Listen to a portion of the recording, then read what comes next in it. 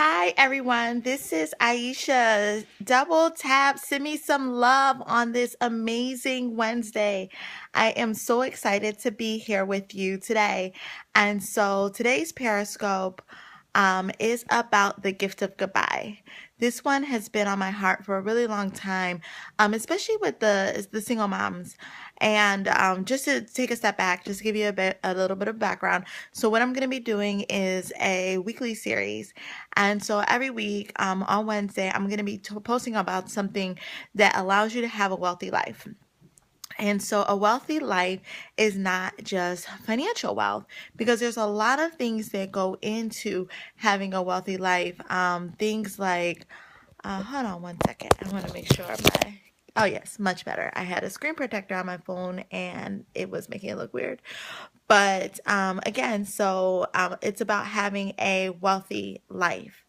And so a wealthy life means money, but it also means stress free. It means having joy. It means having peace, happiness, things that money can't buy. So on Wednesdays, what we're going to be doing is joining live and really talking about the things that you need to do to have a holistically wealthy life. And so today's topic I'm really excited about because um, the gifts of goodbye is very, very, very hard. And so I titled this, When Doors Close, Keep Them Shut.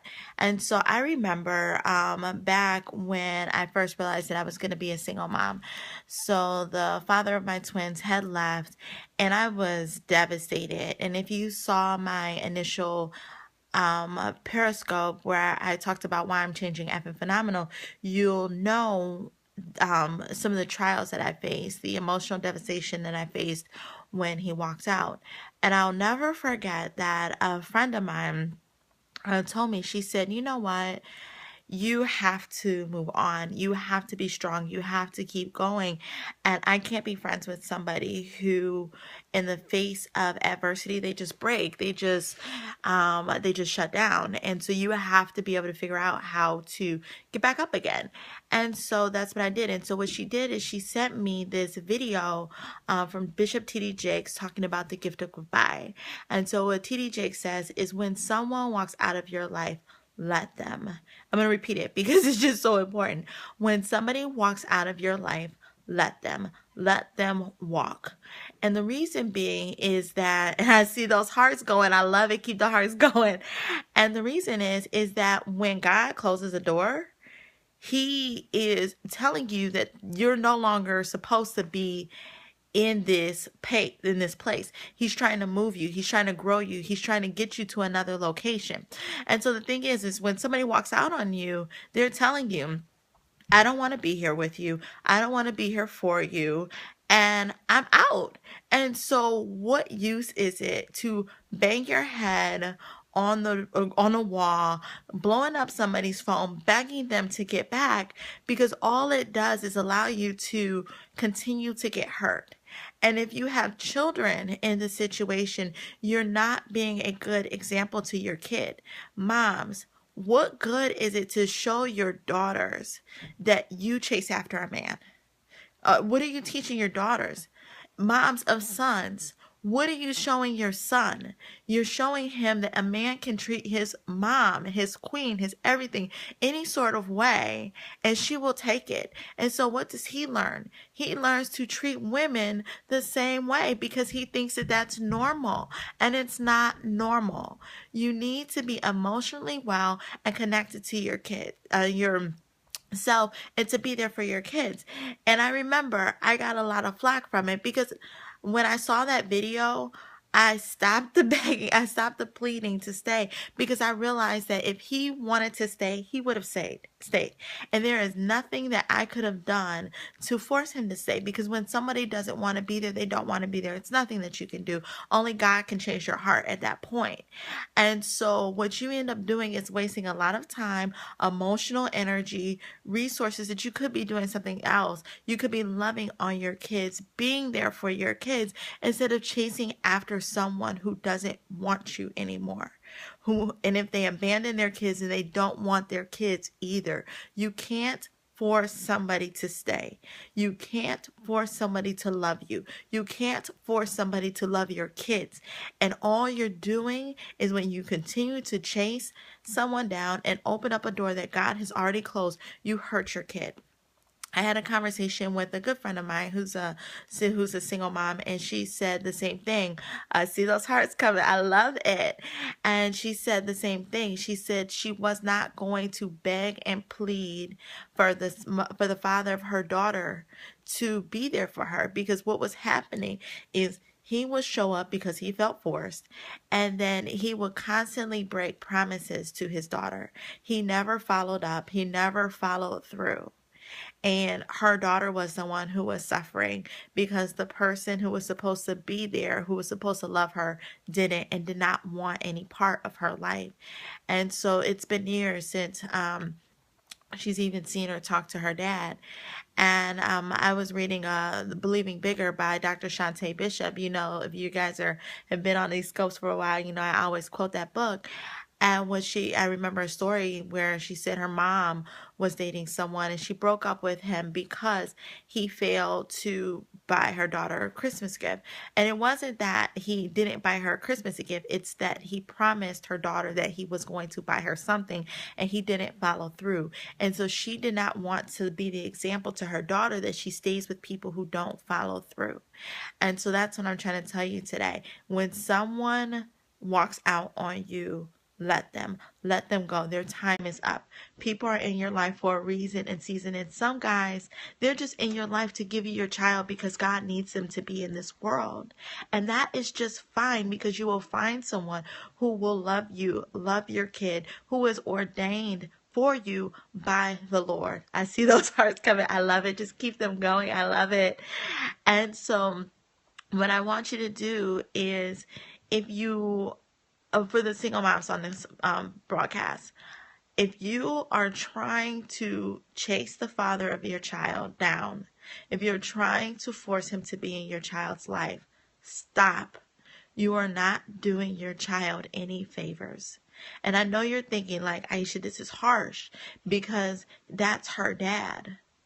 There's a difference between being a father and a sperm donor. People who are born male can create children, but it takes a real man of God, to be able to raise those kids and to be a father. There's a difference. You don't want someone in your child's life who does not want to be there. And just to bring it home to you, I really don't want to scare you, but what I want to do is to tell you what happens when this type of behavior occurs. So I was having dinner with a friend of mine yesterday, and she was telling me, she said, "You are so strong. Keep it up. You are doing the right thing. No matter what anybody says, you're doing the right thing." And she shared a story with me about one of her family members. And so one of her family members, the father of her kid, actually before they even had kids together, the guy she was dating was telling her and showing her over and over and over and over again the type of person that he was. His own family members advised this girl to run. She didn't. She stayed because what we do, we as women, we're nurturers, we try and fix people, but we can't fix people. God can only fix people. But she stayed thinking that she could fix him. She stayed thinking that she was the person who he needed in her life and who he needed in his life. And so she stayed, and eventually ended up pregnant, and a whole bunch of horrible things ended up happening to her because he was never faithful to her. He gave her multiple STDs, impregnated another woman, brought that woman to her house and said she doesn't have anywhere to stay. They're staying with us, and just all sorts of crazy stuff that she had to deal with. But she loved him. She thought that she could make him better. And by this point, they had a daughter together. But what was also happening is that he was physically abusive to his wife, his mistress, and his children. Physically abusive and also mentally abusive. And despite everything, this woman said, I'm his rock. I'm not going to leave him. They end up having another child. Um, Long story short is she ends up passing away. He stressed her out, burnt her out so much. She developed cancer. He refused to take her to her chemo appointments, nothing. He continued to just show her over and over and over and over and over again until her death what type of person he really was, and she did not leave. God tried to close that door so many times, and she did not leave.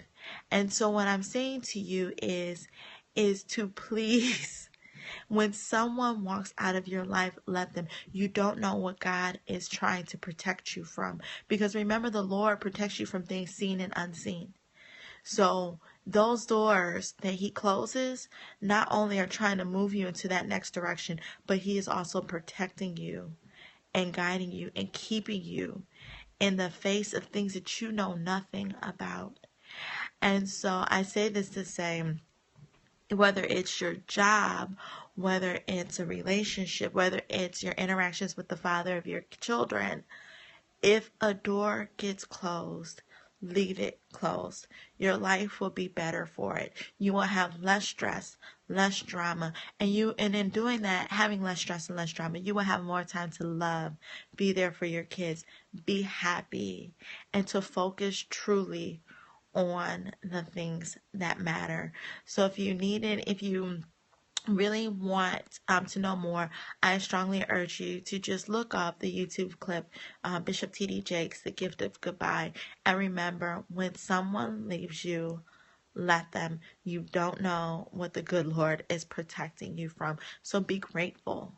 I'm telling you from the bottom of my heart, be grateful when that person leaves, because it's better. It'll be better in the long run for you and your children. And so this has been our Wealthy Wednesday.